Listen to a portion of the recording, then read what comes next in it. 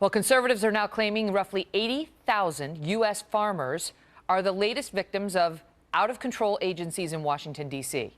after the EPA releases their personal information, home addresses, names, the whole bit, to what critics are calling radical environmental groups who don't like what a lot of these farmers are doing. Now they're saying this may actually pose a potential biosecurity threat.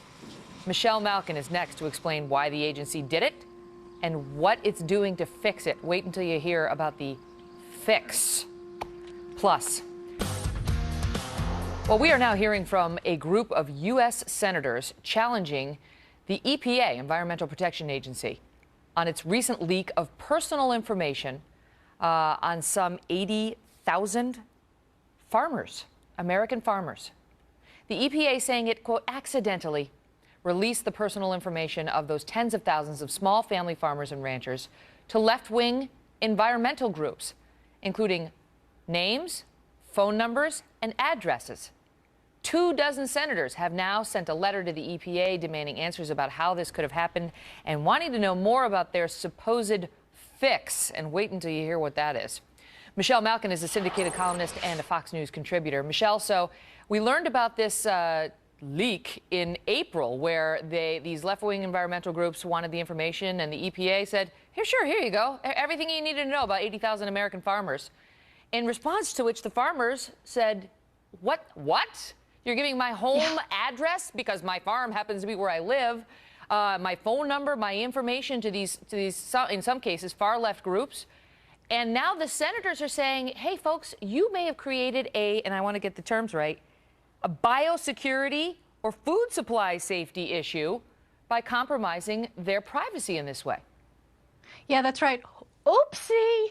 How do these things just keep happening? You know, the scandal never stops when the fish rots from the top.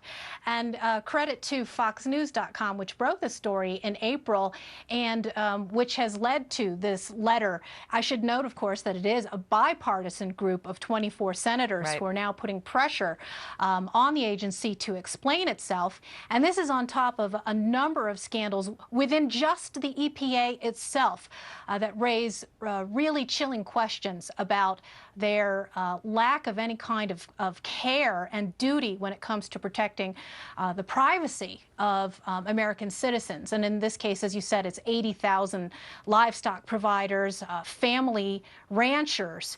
And, you know, whatever fishing expedition these left-wing groups were on, and we're talking about the most radical green groups that have a decades-long history of targeting their opponents, whether it's free market environmentalists or these ranchers who are trying to make a living in America, there was something very smelly going on here. And I greatly question the idea that it was simply an oopsie mistake that they're now trying to cover up.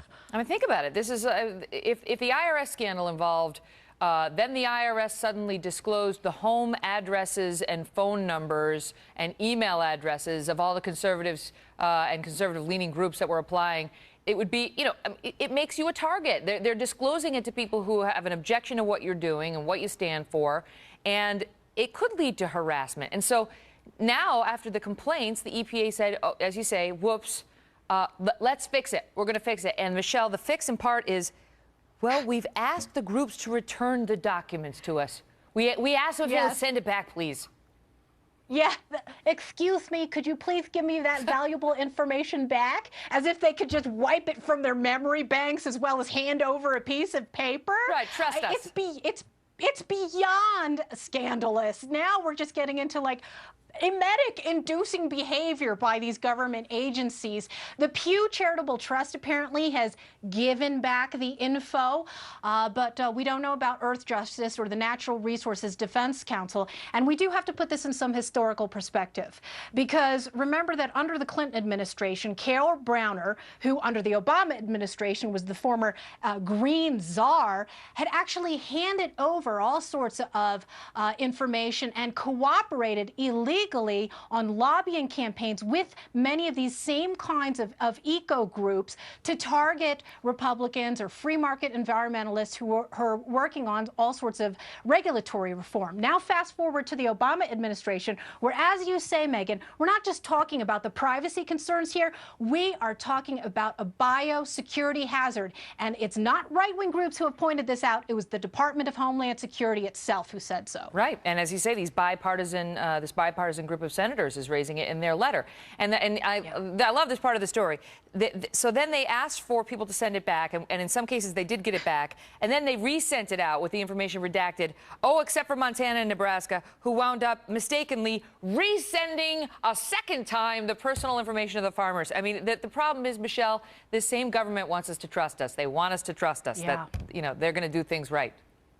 Yeah, well, it's another piece of the distrust crap mountain. I cannot, every single day, you know, I have my refrain, culture of corruption every day, a new eruption. And this, as I said, is just one of the problems that EPA is having, because, of course, you've got the email scandal with them, as well as the warehouse problem. Yeah, Michelle literally wrote the book. She literally wrote the book, That's right. Culture of Corruption. Thank you, Michelle. You bet. Coming up.